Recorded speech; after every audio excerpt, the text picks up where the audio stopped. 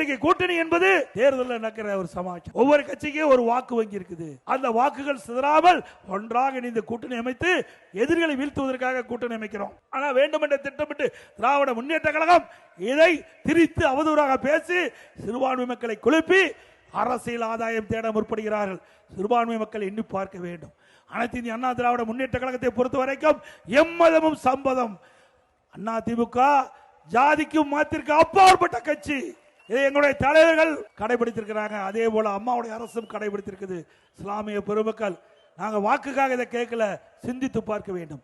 அண்ணா திமுக ஆட்சியிலே ஒப்பிட்டு பாருங்க, எந்த அளவுக்கு திட்டங்களை கொண்டு வந்து உங்களுக்கு நன்மை செய்திருக்கோம் என்று, எந்த அளவுக்கு தமிழகம் அமைதி பூங்காவாக இருந்தது எண்ணி பாருங்க.